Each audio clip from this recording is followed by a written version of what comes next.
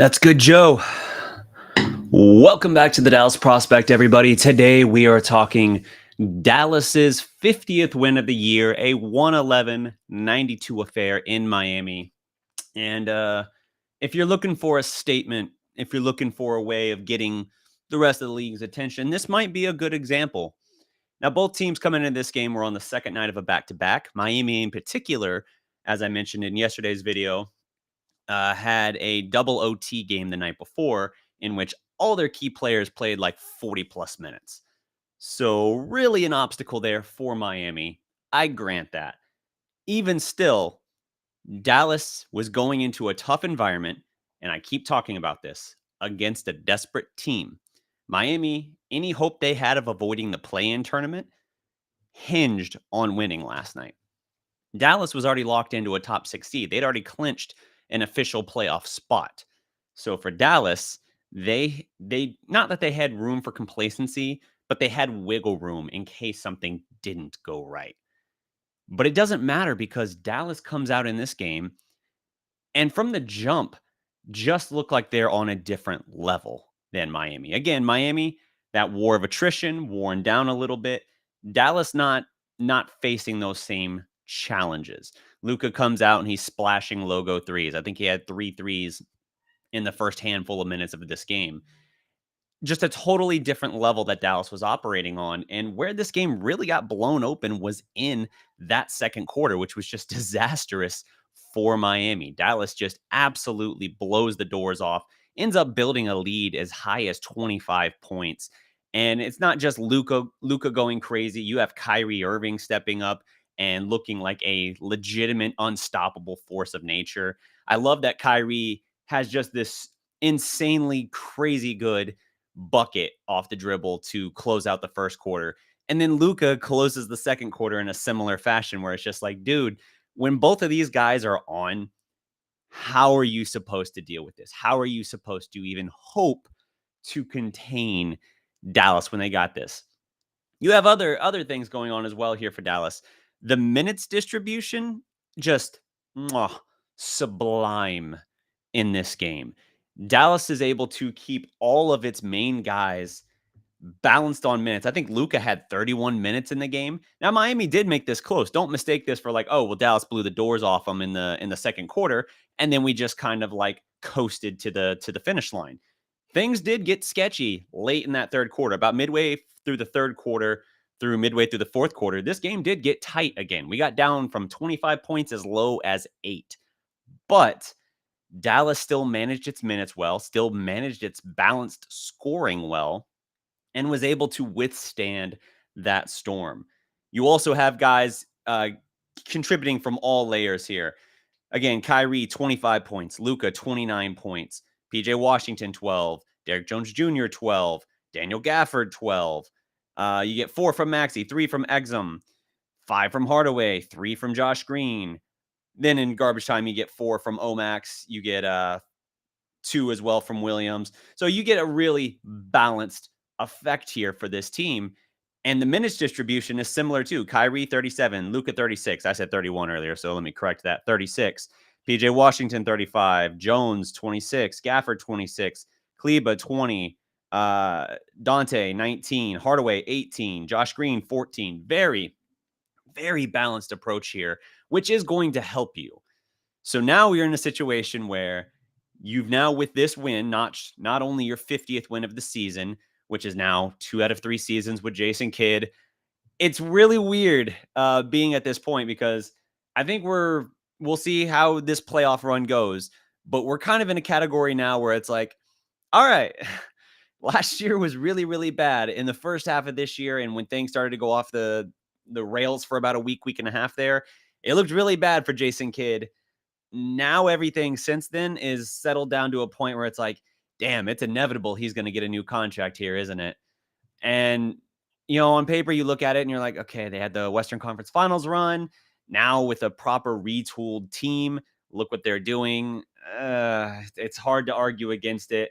And this is weird because I was in that camp saying, hey, things are going off the rails here. And we got to look at the bigger thing, the bigger picture, which suggests the playoff run that his entire success had been banked on thus far was the outlier. Well, now it's starting to look less and less like the outlier. Again, we'll see what happens this postseason. So Jason Kidd, for the second time in 3 years, has 50 wins for Dallas, a feat they managed only once in the previous 10 years, I believe.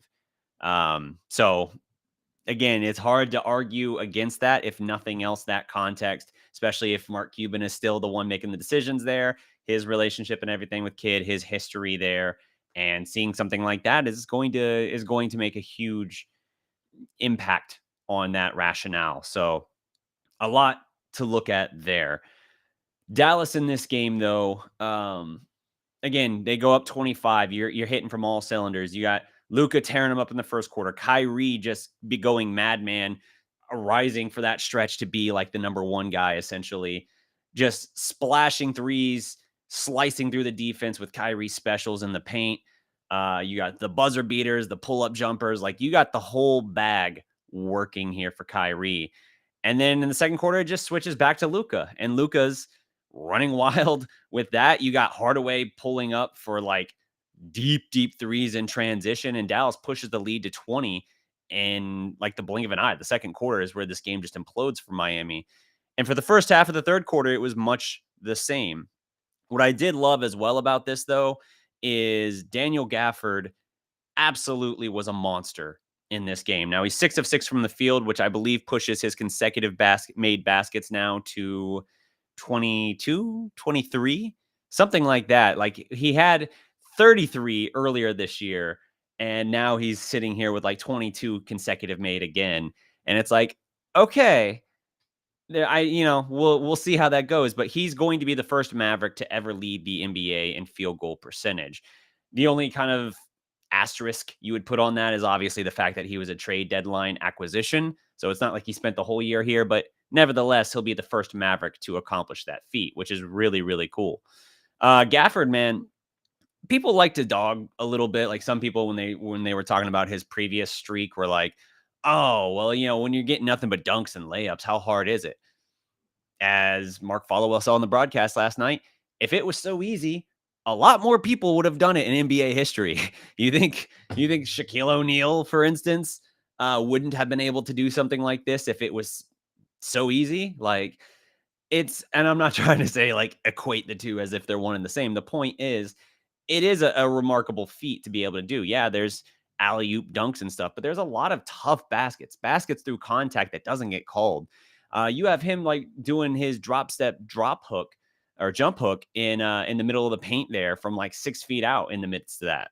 You have him falling backwards on his butt, still flipping the ball up and banking it in despite being tangled up between two Heat players. You have plays like this where he's just not in an adequate position to make it happen, and yet his awareness, his touch, his footwork, his body control just works to his advantage, and he finds a way more often than not to make it. So incredible stuff from Gafford here.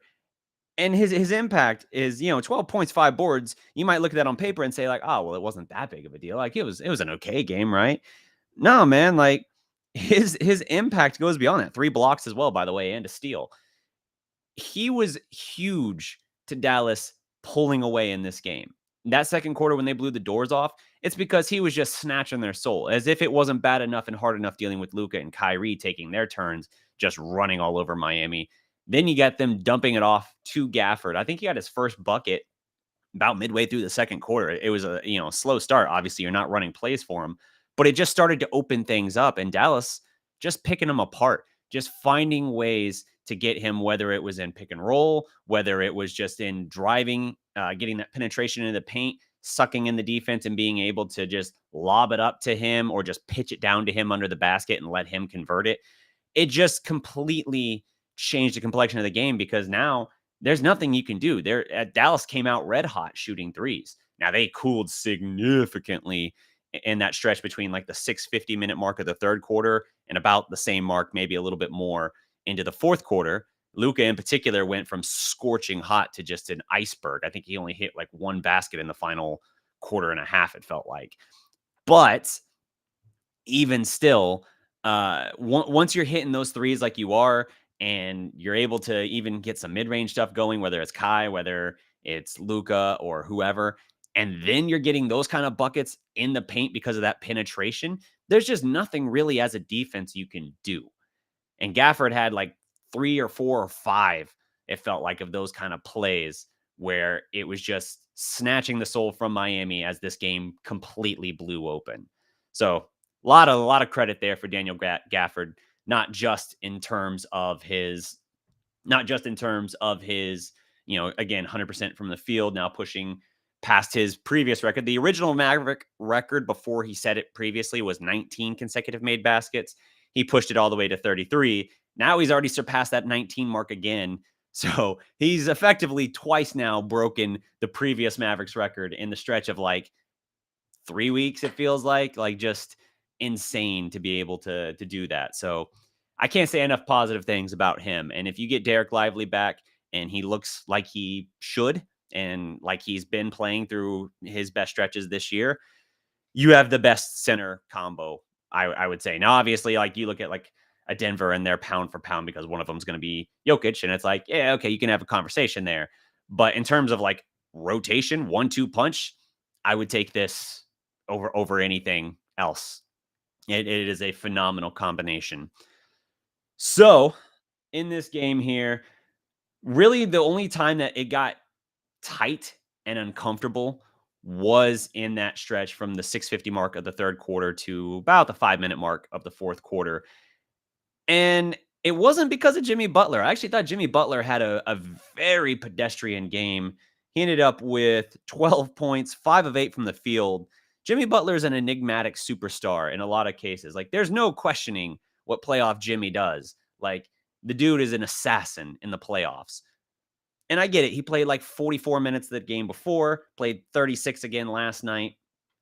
But 5 of 8 from the field, like, that's such a weird pedestrian game. It felt like, how many turnovers? He had 5 turnovers, and it felt like 3 of them were right in a row, where it was just like bafflingly bad passes he was throwing into the bleachers, or 5, 6, 7 feet behind his target in transition. Weird things like that. Times he was getting stripped under the basket, whether it was by Kyrie or whoever, just butterfingers, not in control of it. And that was a weird thing. And it happened right about the time Dallas started to firmly, and Kyrie especially, really started to just say like, all right, I'm going to take over now. We're going to start pulling this apart, and this is not going to be a contest. So great performance by Dallas, but the Miami run really was led and spearheaded by Tyler Hero and Kevin Love. Kevin Love in that stretch, how many points did Kevin Love end up with? Kevin Love ended up with 16 points in 18 minutes, also 11 boards. Kevin Love's got quite a bit he can still offer. That's, I'll admit, that's one of those guys I've not paid a whole lot of attention to, unless, it's a game against Dallas in recent years. Kevin Love still has a whole lot in the tank, and he was integral to Miami making this real competitive again, because when Dallas was still sitting around like a 22-point lead, I think it was like 82-60. Kevin Love just came in, got first a crazy shooter's bounce. I was going to say lucky bounce, but that's a discredit to the shooter's touch. A crazy shooter's touch on a 3 ball in the corner. Then he hits another 3. Then he gets a post up down low in transition, sets up on Josh Green. And it's just like in the blink of an eye, Kevin Love just threw in 10 points. And then Tyler Hero starts going to work. Tyler Hero, 21 points for him, 7 rebounds, 6 assists. The two of them made this real interesting for a moment. Again, 25 whittled all the way down to 8. And I did have a little bit of a sense of like, this doesn't feel like a game that Dallas will lose, but the shooting went ice cold. At one point, Dallas, I think, misses 9 consecutive shots. Luka, again, went from sensational can't miss to, he ended up 4 of 15 from 3, and I swear it feels like 8 of those came in a row, 8 misses in a row to close out.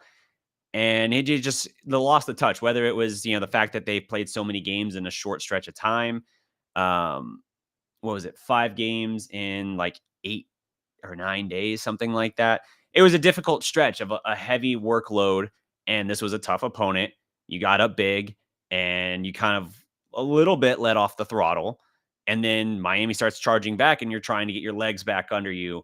But the war of attrition becomes a little bit more of an obstacle at that point. So fortunately, Dallas is able to regroup. Didn't matter that Luka and Hardaway were bricking 3 after 3 because you got great hustle plays made by Josh Green. Derek Jones Jr. made a couple plays there. Who else was? They had somebody else as well that it was like 3 or 4 plays in a row where Dallas would make a bad play or a bad miss. It would start going the other way, and then one of Dallas's role players would get a steal or block a shot, and it was just like, man, these guys are really keeping this from like building momentum against them at this point, like allowing this to snowball. They're ebbing the momentum for Miami when they could be like really using this surge of energy to try and ride. Because once this lead cut into single digit, you really kind of felt like, okay, they need to settle down. They need to get something here. If Luka's not hitting, they probably need to go back to Kyrie for a little bit and see what they're able to do there. Fortunately, it doesn't matter. Yeah, Josh Green knocks in a corner 3, and that's his spot. But even around that, they're able to kind of settle in. PJ Washington gets a couple plays, including a nice lob to Gafford. So Dallas does just enough to settle in. And then about that 5-6 minute mark of the fourth quarter, just kind of like started to pull away again. And that's when you were like, okay, we're good now. We're good. So Miami is currently sitting 8th in the East. They are locked into the play-in at this point. Luka, even though his numbers trailed off in terms of his efficiency at the very end of this game, through the first half and really half of the third quarter as well, was just looking like the real MVP, you might say. What was those Maverick shirts they were all wearing other than Luka before the game? Was it Pravi MVP or was it Pavi? I think it was Pravi. I'm butchering the pronunciation, I'm sure, but my understanding is that translates to real MVP or right MVP, like the correct MVP. I appreciate and love his teammates showing him that credit. I hope that voters would look at that, but I'm unfortunately kind of thinking that this debate ended as far as like end of February. I feel like national media is already kind of locked into who they're going for, and there's only a handful of them even acknowledging what Luka's been doing during this stretch. Look at it this way. Luka, when the Mavericks have Luka and Gafford starting, they're 17-1. This combination, it's not just, and that's why I've got them in this graphic here. It's not just that these guys are, the standout players of this given game or anything like that, for my mind. It's that the combination is absolutely lethal. When Dallas has its basically 1 and 5, it's starting 1 and 5. It is thus far and borderline untouchable.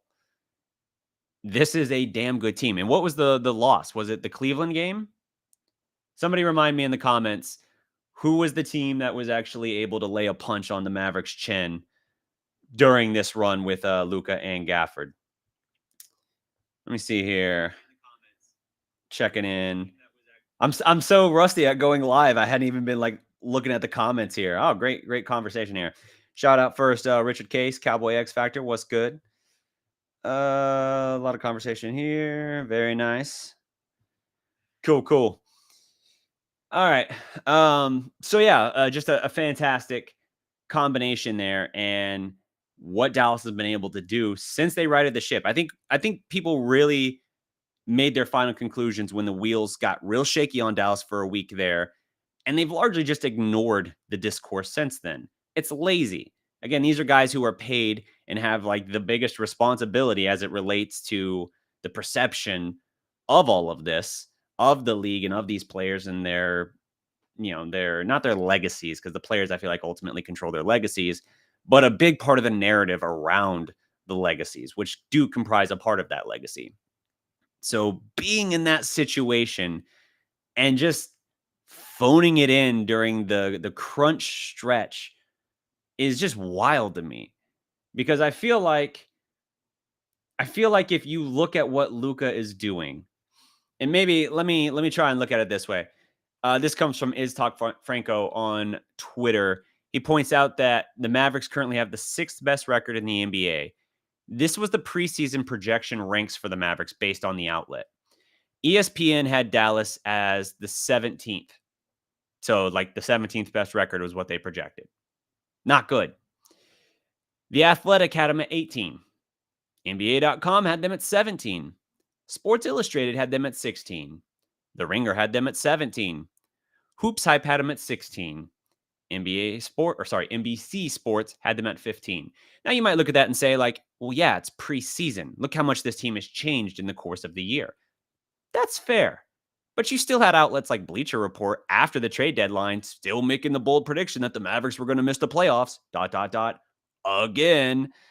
It's lazy, man. Like, for what was expected of them and what Luka, not just individually, but as a leader of this team, as the guy for this team, what they have managed to do is just otherworldly.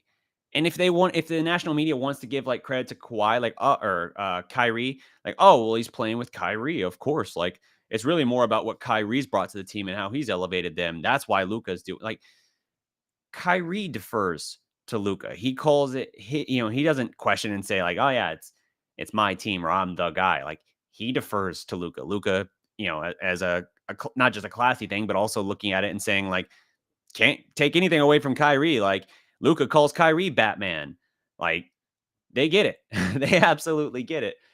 But you look at this and you say like, what other superstar is punished in terms of perception for playing with another superstar? Did anybody ever take away credit from LeBron for playing with Kyrie previously? Or Kevin Love when he was still considered a superstar? Superstar always felt a little generous to Kevin Love, but as they pointed out last night, he did have a game in like 2010 where he had like 31 points, 33 rebounds or something like that, which is mind-boggling. But I don't know of another superstar that gets criticized and docked points for playing alongside other superstars. Again, the criteria is always shifting. The goalposts move. The context is always shifted to find ways to try and discredit Luka. So even though the team has changed significantly, when you look at the picture of health and how much help he had during the start of the year, how he's had to overcome that, how the team has then responded since getting the new talent shakeup, and how he's helped them ascend to new levels, it's undeniable. It should be undeniable. But for some reason, it's not treated as if it's undeniable. Let's see. I like this tweet this morning from Mavs CBA. He says, to win a championship, the Mavericks would have to beat 4 of the 5 other teams in this screenshot. And the teams in the screenshot are the Celtics, the Nuggets, the Timberwolves, the Thunder, the Clippers, and Mavericks are there, of course. Those are the 6 best records in the NBA. For comparison, the Celtics would only have to beat 1. Why? Because the rest of them are in the West. The West is where the muscle is. No one questions the Celtics. 62 wins, best record in the NBA, 78.5% win percentage. That's legit. The challenge in that is that the East is pretty weak. Not to say that it can't have teams that are tough, but it is not a stacked conference.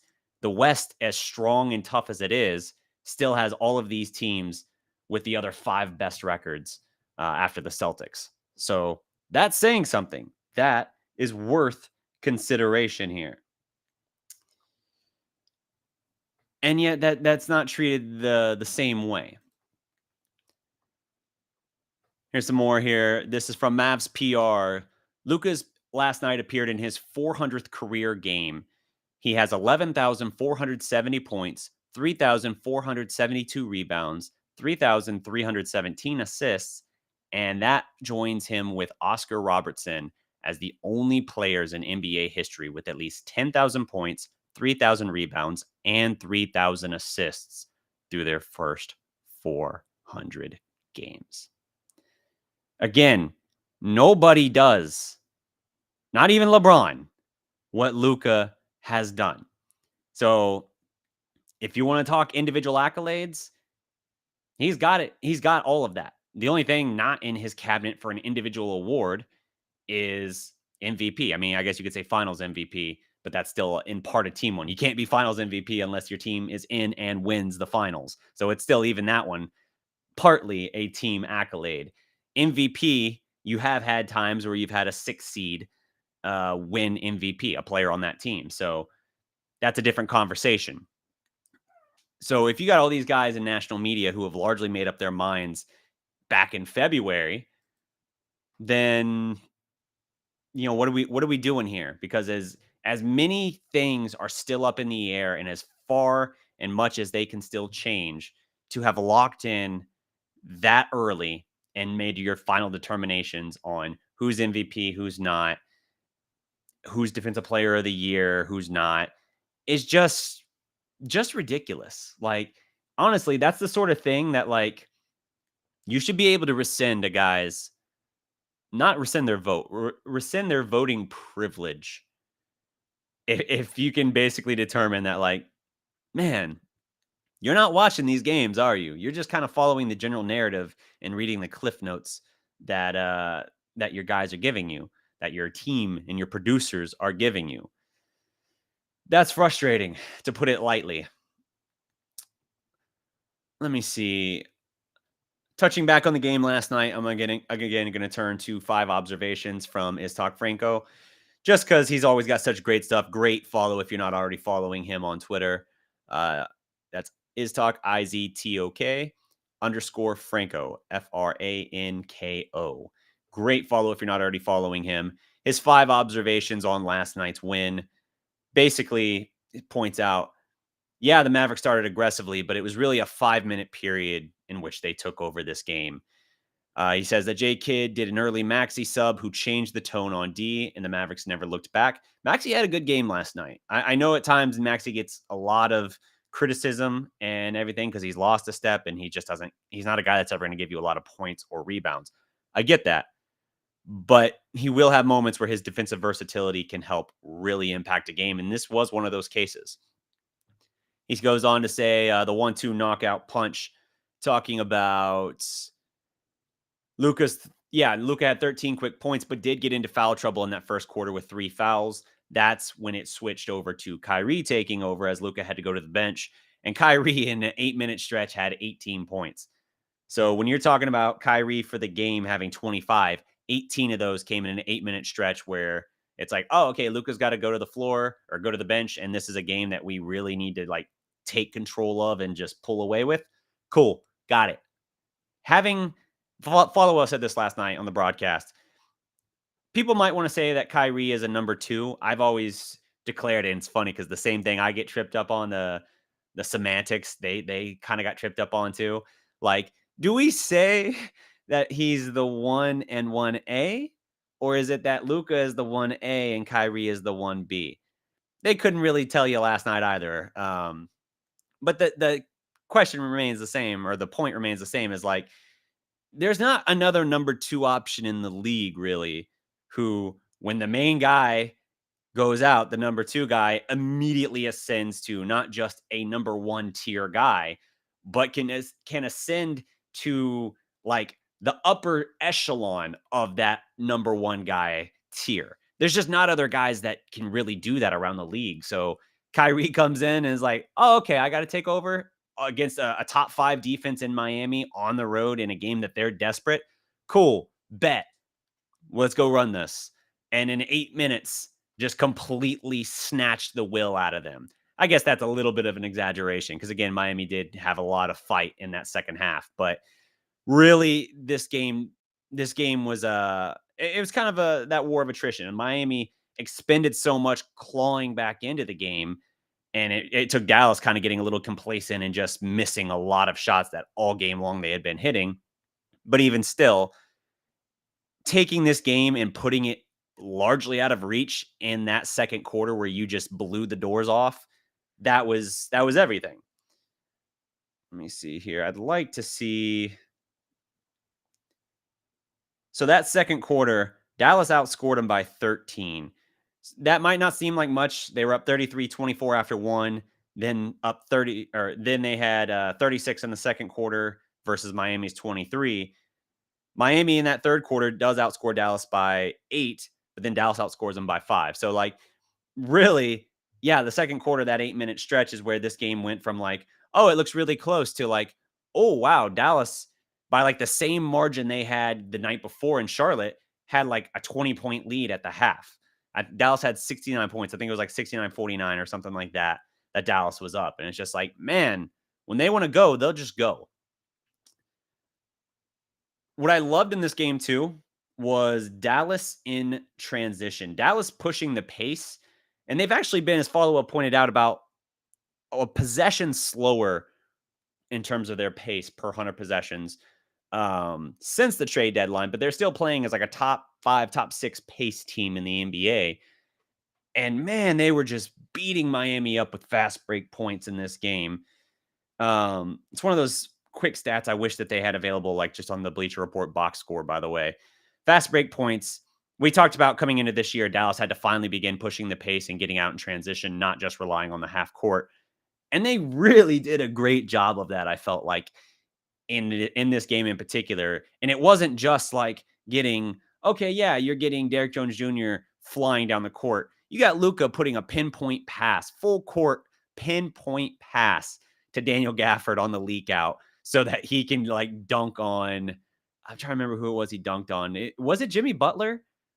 It's plays like that where it's like, man, when you get a bucket and 4 of your 5 guys don't even have to cross half court, and it's like taking a miss and within 2 seconds you've got a dunk the other way, that just snatches the soul out of a team. You do that enough times in a game, you will break down their will, especially when you're already in position to pull away. Dallas was up on that Gafford one in particular. They were up 45-34. Or was it? No, it was 49-34. And then you get that leak out, and all of a sudden it's like, this is turning into like a track race. Like they're running them off the floor at this point.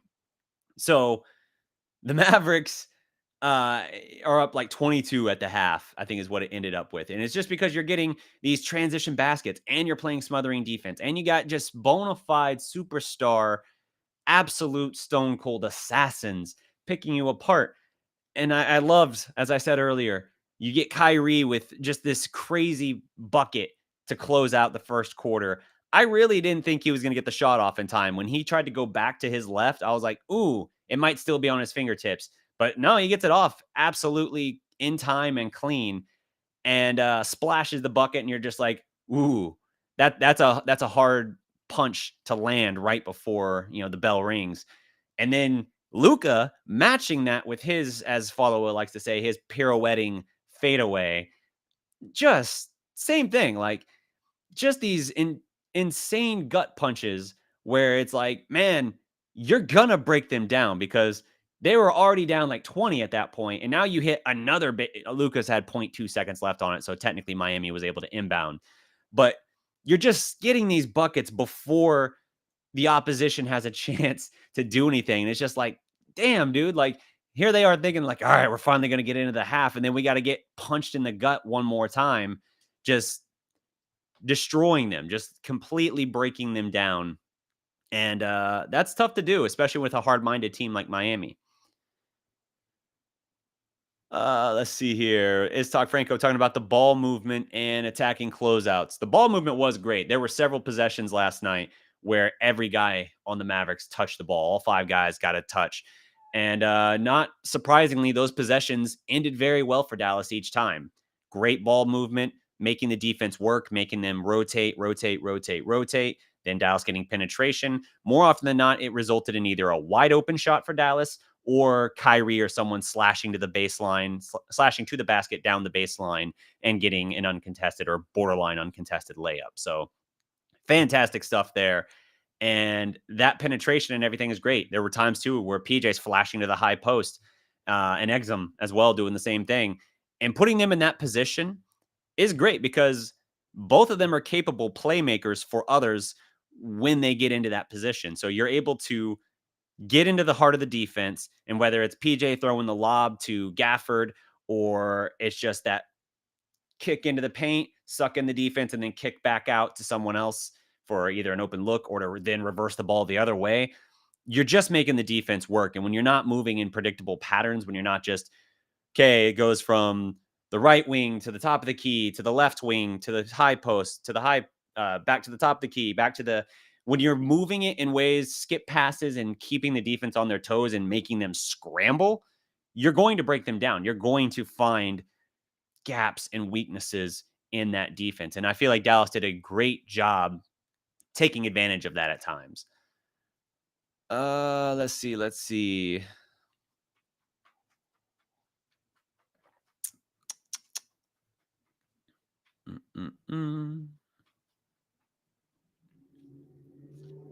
Yeah, and his talk also just giving credit as well to PJ. We talked about how he had a really, really rough homecoming game against the Hornets the night before. Look, his game wasn't anything sensational. If you look at it in terms of the box score, 12 points. But he did make several good plays in that fourth quarter when Dallas was trying to play away. He had a great and one when the lead had cut down to 8. He got himself an and one. He had a great jump hook as well when Dallas was. This is early fourth quarter before it had gotten down to single digits, but there were 3 possessions where Miami looked like they were on a charge, and PJ Washington either with a little jump hook in the lane, again flashing to that high post and getting the bucket, throwing the alley oop to Gafford, getting the contact and finishing the bucket to push the lead back up into back into double digits. Huge, simply huge. So credit to PJ Washington there. Fantastic performance. So for the game, the Heat shot 43% from 3. You look at that and you say like, oh, wow, they had a really good 3-point shooting game. They did. Dallas shot 34%, but they still won. Unlike years past, Dallas is not locked into they have to hit the 3 at a super high clip in order to win games or at least have a chance at winning if they're going against a superior opponent. The defense was significant, though, because Miami, 18 of 42 in the paint. That's 43%. Compare that. And at the rim, no less, 45%. Dallas's shot blocking and defensive effort absolutely caused fits for Miami. And this is a thing that really still wasn't that long ago, right before the trade deadline, that we were like desperate. We're like, oh God, Lively's out. Oh, the other team's going to get like 80 points in the paint against us. Or even if Lively was playing, oh, Lively had foul trouble. Man, they're going to get like 45, 50 points in the paint on us. The combination of Gafford and Lively when he's healthy, and when you then are able to sprinkle in guys as well, like these great athletic wings, whether you're talking about Derek Jones Jr., whether you're talking about, Exum or PJ Washington, like they just create so much havoc. And maybe it's that they actually get the blocks. Maybe it's just that they're bothering the shots, but their tenacity and how they attack and how they make you earn everything just completely changes the complexion of this team. This team is so vastly different from anything we saw the last couple of years. Even the team that went to the West Finals, that team we talked about at the time, they were basically held together by bubblegum and scotch tape. Like they had severe deficiencies, particularly in that front court. But their strategy and their chess match was basically like, look, we're conceding. We're going to lose in this area, maybe even in this area. But we're going to roll out these plans instead. This is how we're going to attack them. This is how we're going to match on this front. And, in this, they can't match us on this at all. So this is just going to be our advantage. Like they made strategic concessions and they were able to win a couple playoff series getting there. It really wasn't until they finally ran into that combination of a great team with a superstar player and a great coach in the Warriors in that West Finals that they finally just didn't really have counters to make anymore. And then you also had the war of attrition going on. So that's really the difference when looking at like this team versus that team. Like this team on paper, other than the fact that team had Jalen Brunson, who, I know Brunson's even getting some people on the East Coast in particular wanting to talk and push him to that MVP conversation as well. I get that the Knicks have locked up. They're a top 3 seed right now. I honestly don't look at the East rankings and standings very often, as probably shouldn't surprise you. But let's see where the standings are right now for the Knicks. The Knicks are currently the 3 seed, but they're a game and a half back of the Bucks. So odds are they're going to be the 3. But I know there are some people who are wanting to talk about like Brunson in that category. Okay, yeah, but his usage rate to get there is basically having to have a similar usage rate to what like Luka has or certainly had previously to match that production. So Kyrie, I feel like you're still getting most everything you need, plus I think an even greater clutch performance than Kai's about as clutch as it gets. So this team, pound for pound, I think would destroy that team that went to the West Finals. If you ran a 2K simulation, this team would, I think, destroy that team. This team post trade deadline, really throughout this whole run that they've been on, where they've won now 16 out of 18, is they're like the number one defense. I think they're like top 3 in net difference. I don't have these particular stats in front of me or as committed to memory, but their offense and defense have been top 3, top 5 at the very least. And their net rating, their net difference has been stellar as well. So they're taking advantage. And yes, post trade deadline, we did talk at one point saying they had like one of the 3 easiest strengths of schedules left. Okay, that's a fair contention, but you still got to take advantage of it. You still have to actually make it mean something in the greater scheme. And I really do feel like they've actually done a phenomenal job of managing that. Things got shaky for a minute, for sure. They had that week and a half where it was just like, hoofa, what's going to happen here? But being able to come back from that and how they've responded since then, again, winning since that stretch, 16 out of 18 games, you look at that and you say like, okay, things came in and things were initially rolling, but you then hit the stretch of growing pains. And just as you really feared that it would come apart, if you recall, when they got back on track after that, I think at the time they had lost something like 4 times in 8 games, or not 4 in 8 games, but it was like they lost like 4 games in like 8 days or something like that. It was some sort of stretch like that, where it's like you hit Indiana twice. Obviously, the Cleveland game happened. I don't remember the other one that was in there as well off the top of my head, but like, I think it was Philadelphia, and it was like Philadelphia without Joel Embiid as well. You had just these sort of things coming together that you looked at it and you were just like, man, oh man, like this is falling apart. Ever since that moment, what got them back on track, actually, I should say, was that first game against the Heat in Dallas. And that was a really contentious game, but they showed that grit and determination and came through with the win. And I said at the time, this could be one of those games that turns it around, because they were basically hemorrhaging at that point. They were in dire straits as far as like, okay, we got to get this back on track. And being able to be, I don't care that Miami was at the time where they were in the standings. I don't care that they are where they are today in the standings. They're a top 4 defense, and they're a team that the year before was in the finals. They're a very good team. They are capable. Now, you want to talk about whatever reasons they're not higher or where they want to be, fine. But that was a significant win for Dallas. And I said at the time, this could be a turning point for them. And I do feel like that's exactly what's happened. When you look at where Dallas has gone since that first game against Miami in Dallas, and now it's like, yeah, this team has been on an absolute march through not just the West, but through anybody in their path. They are as legitimate, I think, as any team in the playoff picture, West or East. Now, does that mean that I think they're on the same footing as a Boston or a Denver? No. Does that mean that I think they couldn't win a playoff series, though? No, not at all. I think they absolutely could.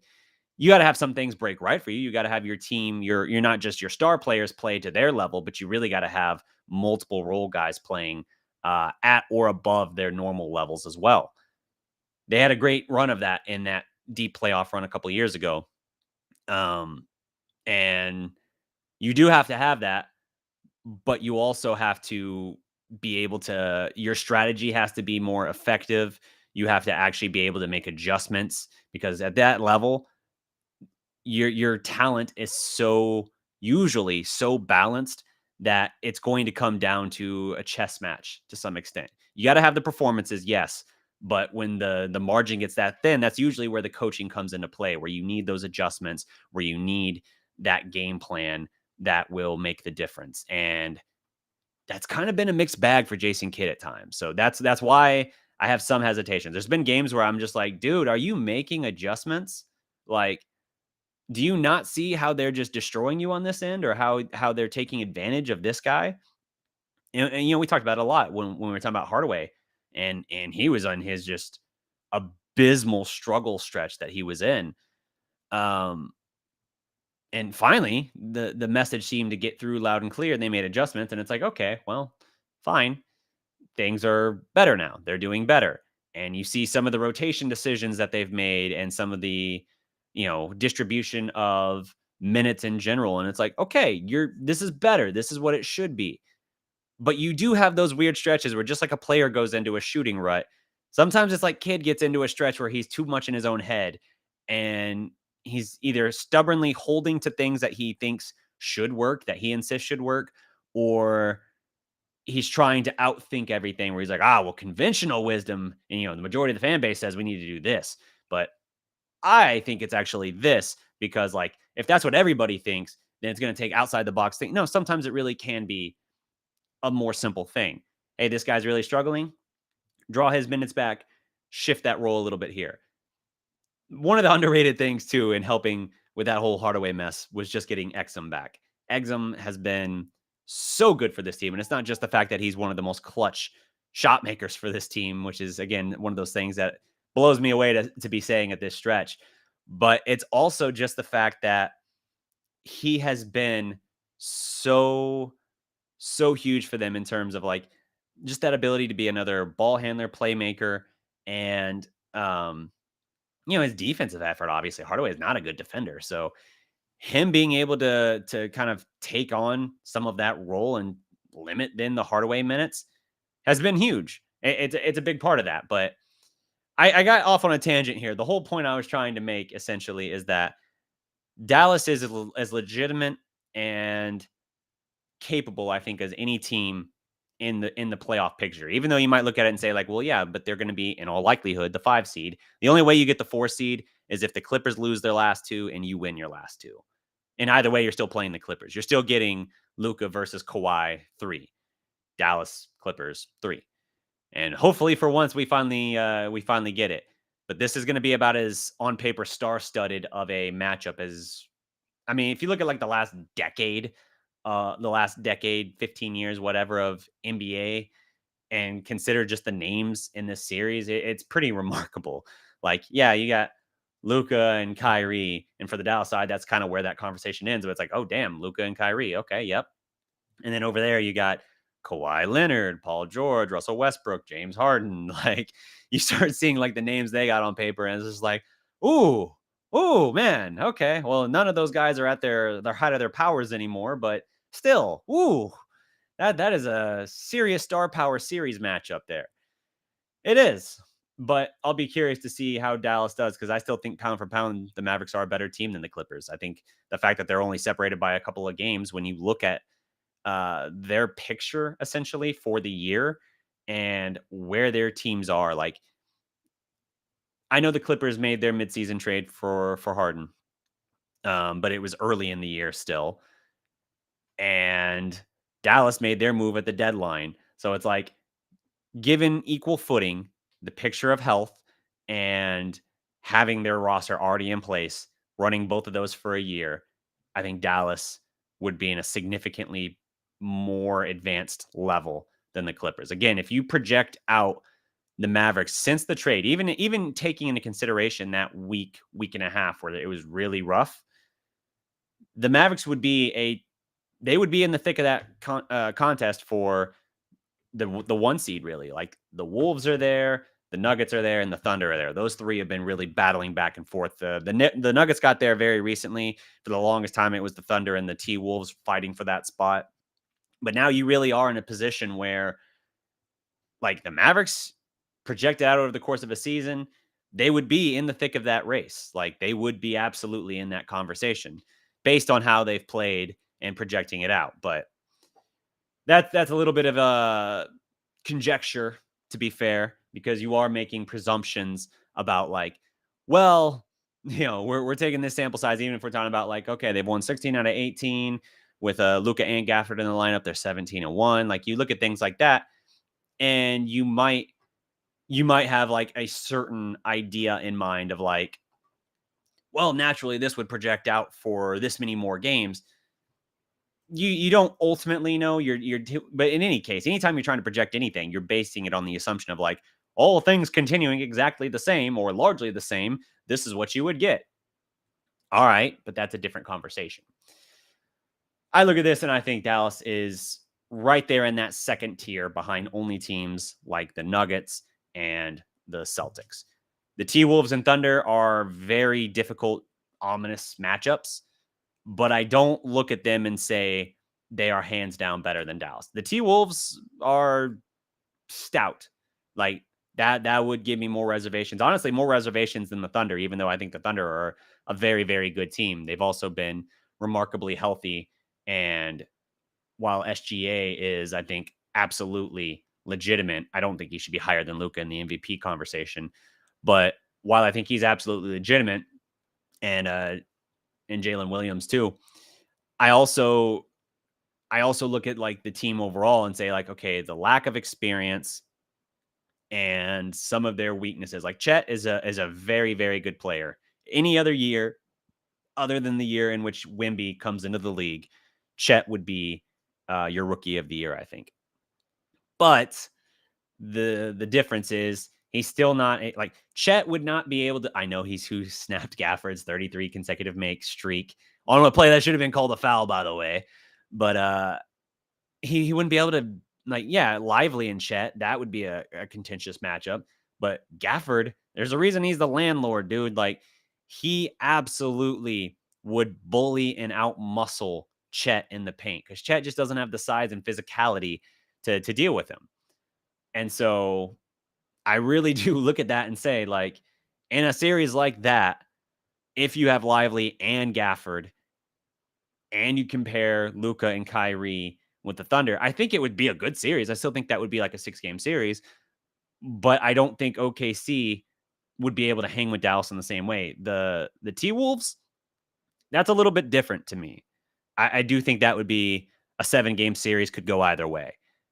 But it's not really until I look at like a Boston or a Denver that I think, okay, this team, you're going to need your absolute best and you're going to need just a little bit to break your right. If I had to go into a series where I say like I would probably favor or anticipate the other team be the one to get through this with the win, to get this win. I would probably only look at those two teams and have that thought. And even with the T-Wolves, I would still say like could go either way, but I'm still going to say Dallas in 7. So let's see here. Going through my remaining notes as we start to wind this down, as I've been going close to an hour here. This was a stat they threw, or a graphic they threw on the screen last night for how the clutch gene, let's see, how the clutch gene and togetherness have made this team special. This is from the Take That With You podcast. Luka Doncic this season has created the most points per game at 57.3. That's obviously points and assists. Most combined points, rebounds, and assists since 1971-72 with 52.9.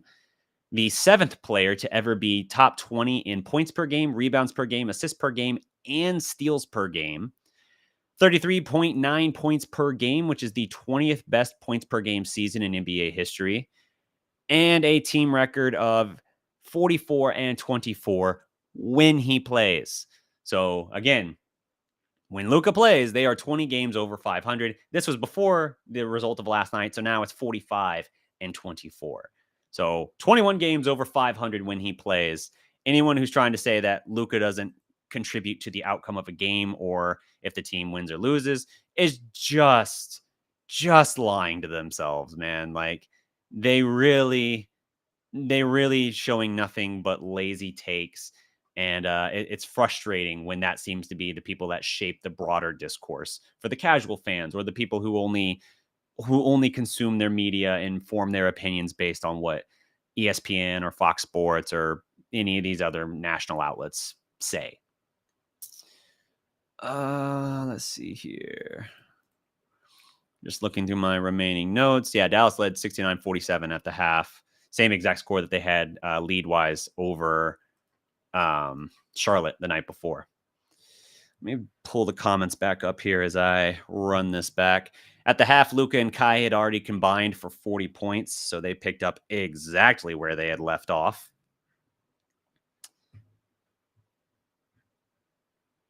Let's see. By the way, guys, if you got questions, throw them in the chat. I will gladly answer those questions here, but I want to pose the questions now so that I have a chance to let some of them build up and then get to them here in just a second. Let's see. Yeah, Luka had 19 at the half, and Kai had 21. Gafford had 10, so he only had 2 points after the half, which came on that PJ Washington lob, by the way.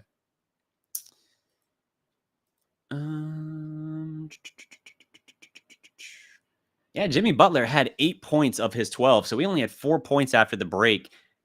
Dude, he attempted 3 more shots after the break, but that's such a perplexing thing to me that with how much they had on the line, and especially with that game getting away from them like it did, that Butler didn't take a more direct and engaged role in trying to pull them back into it. Very interesting.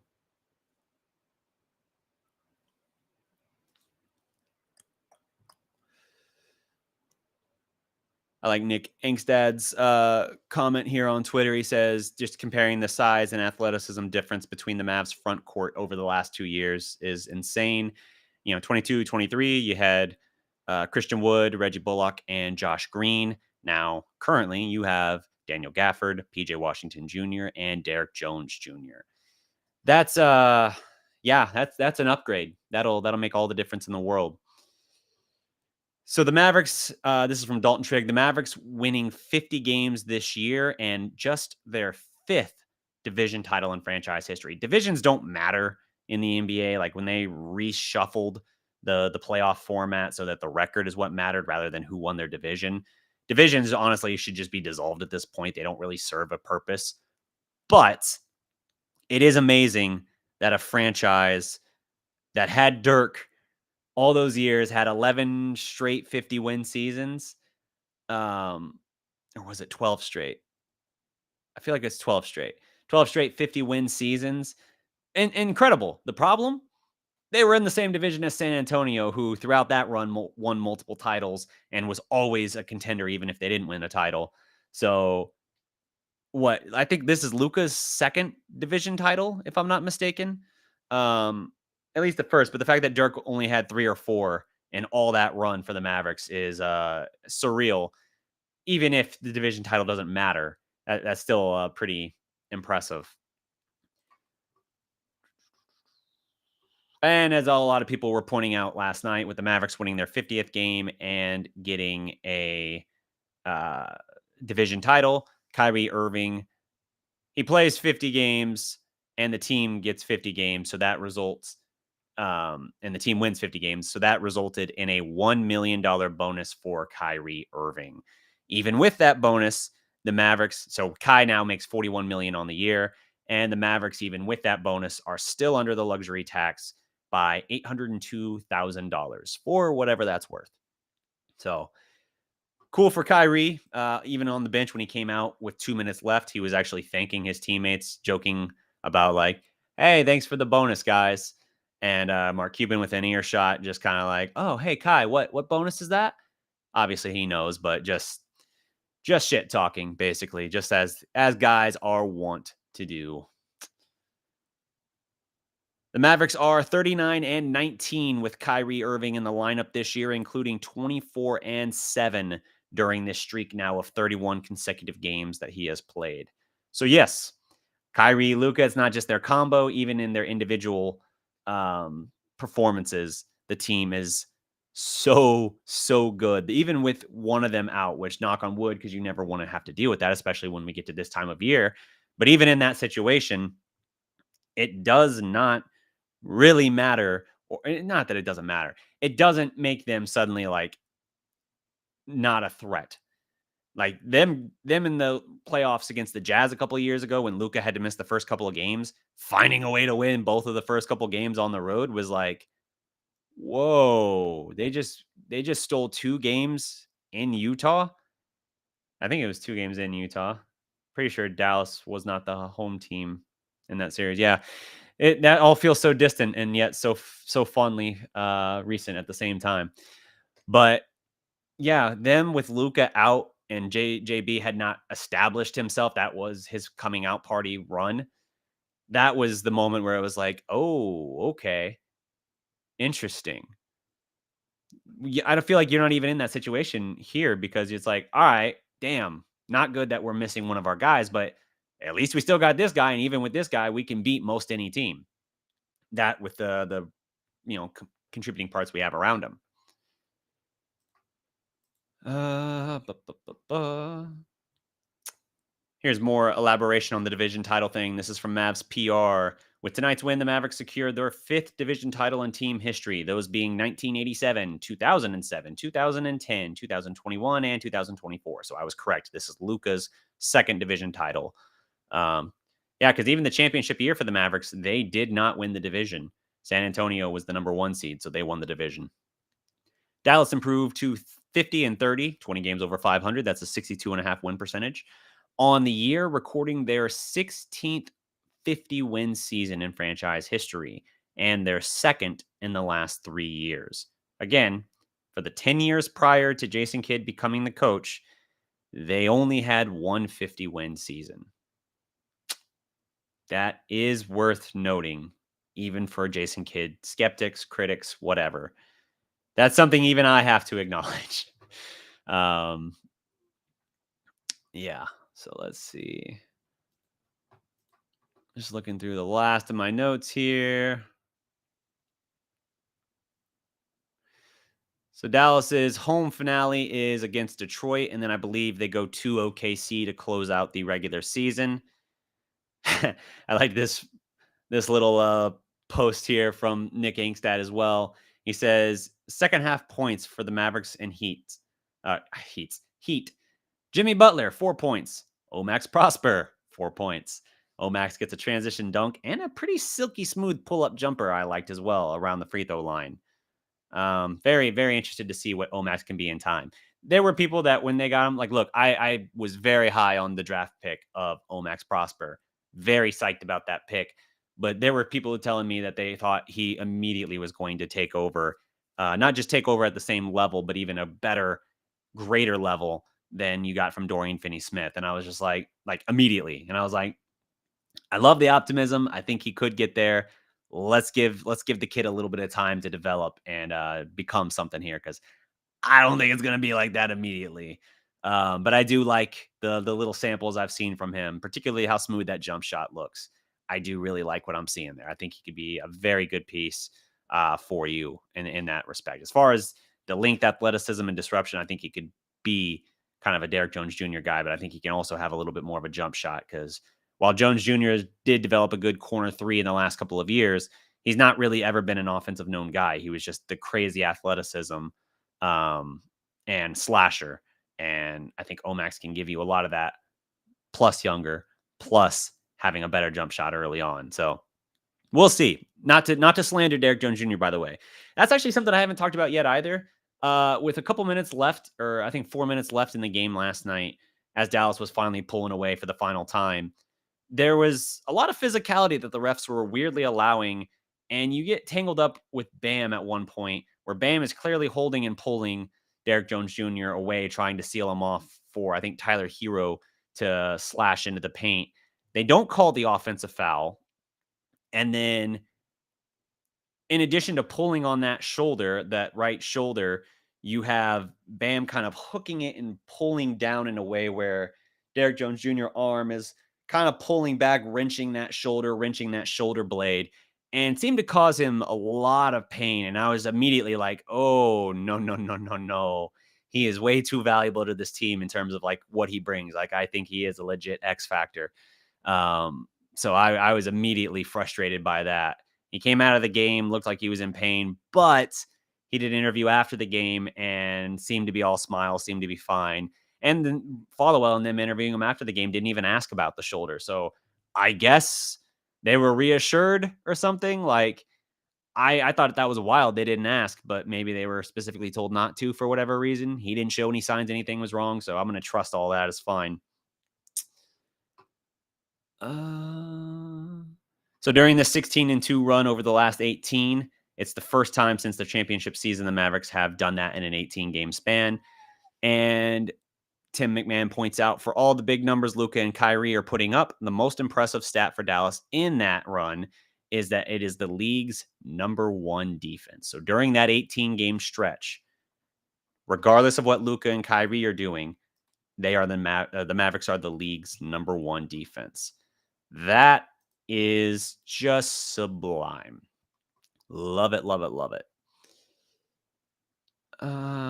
If you're curious as it relates to the Clippers matchup, Luka in his playoff career average against LA, 33.5 points, 49.4% from the field, 39.2% from three, 9.5 assists, 8.8 rebounds, and 1.2 steals.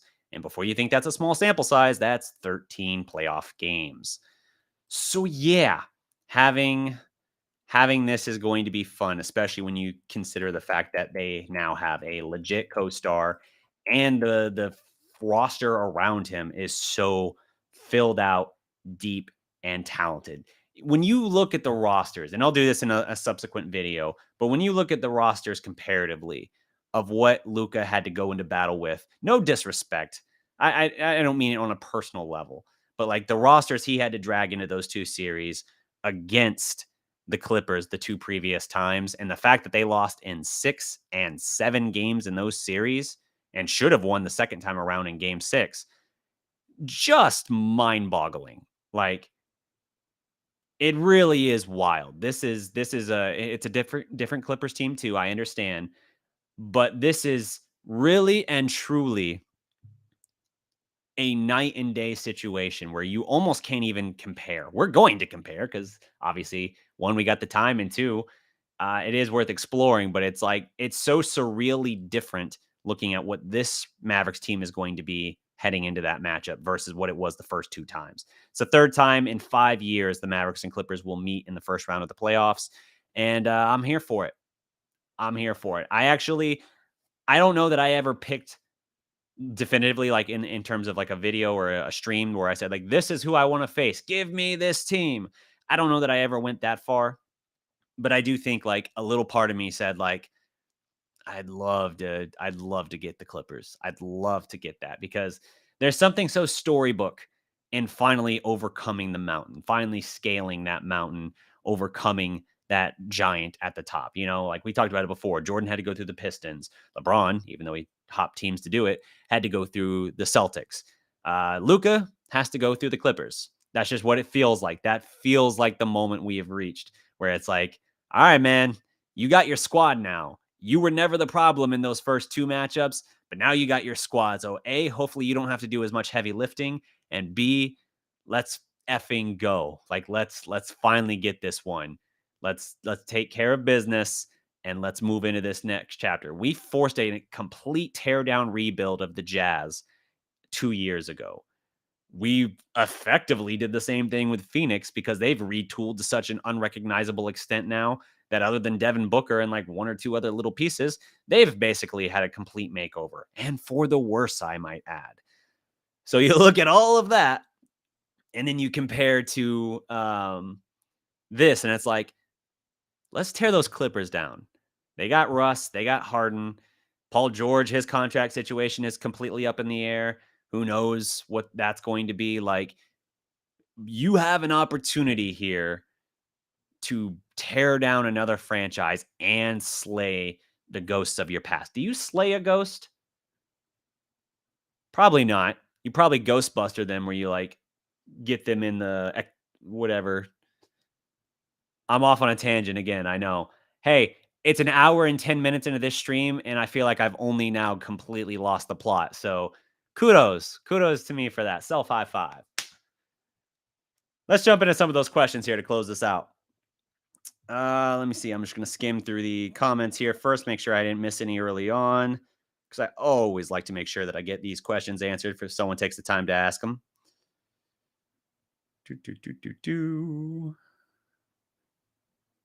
Ramble Gamble. Did I misspell clinch? Probably. I typed up the title real fast before going live.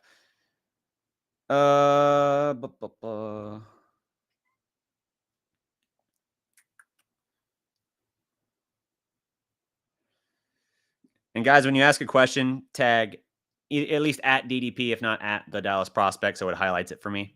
Cowboy X Factor. Are Gafford and PJ good enough to make up for Maxey, Tim, and Dwight? Well, Dwight doesn't even matter and factor into the conversation really because he doesn't play anymore. Like hardly ever does Dwight Powell actually play, and that is for the better.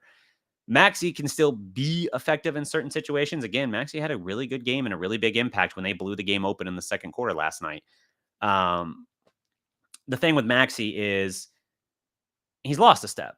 Like when that's one of those things where when you look at where Maxey was defensively, the 3 years ago or whatever, when the first two matchups happened with the Clippers, Maxey was the Kawhi. I'm not going to say stopper, but at least the best thing that we could throw at Kawhi, and he did make him work. The thing is, it took Terminator Kawhi Leonard to overcome that. So that's what you were looking at in that picture. Maxey used sparingly can still be good. Not great, good. He's never going to be a guy that gets you a bunch of rebounds or a bunch of points, but he can be a guy that has several blocks. He can be a guy who, at the very least, makes his man have to work. He can be a guy who, at the very least, is where he's supposed to be in position to help matters a little bit. He's not going to be a guy that's going to be a noticeable thing. Like in those two Clipper series, and even in the Mavs Western Conference playoff run, Maxey actually was a really decent weapon for them. I mean, offensively, he was spending himself so much dealing with Kawhi that his offensive game was actually garbage in those two, I guess I should say. But in that Western Conference run, at the very least, his three-point shooting, particularly in that first series and a half, was just stellar. Like he came out of like a horrible shooting rut to close out the year to like scorching hot against the Jazz. So things worth noting. Not a thing that I want to focus on a whole lot. As for Hardaway's gonna Hardaway, man. He'll be scorching hot. He'll be ice cold. The thing with him is you got to manage the minutes and the situations that he's in. That's going to mean a lot of situations where he's not playing in the fourth quarter, or if he is playing, it's a reduced minutes role and all of that. So I think that's how you have to manage it. PJ and Gafford, yeah, PJ especially will negate some of that. Gafford, depending on the matchup, and this Clippers one in particular, I think you'll get a healthy dose of Gafford. But really, as far as mitigating Hardaway, I think Exum and Washington are going to be the first places that you kind of look. Hydro Monk says Maxey's been looking better, feeding off the energy. I agree. But yeah, I think I'm going to wrap up this stream here. Thank you, everybody who tuned in. This was kind of an impromptu stream. I initially set up with the intention of just doing a video, and then I thought, you know what? My morning's a little bit more open. I'll go ahead and just do a stream. It's been a while since I jumped on here and had an active conversation with you guys, and I've missed it. So if you haven't already, like the video, like the stream, whatever. Subscribe to the Dallas Prospect. And I was going to say comment, but that's kind of pointless because you're already in here commenting. Yeah, whatever. Till next time, guys, remember, every legend was once a prospect.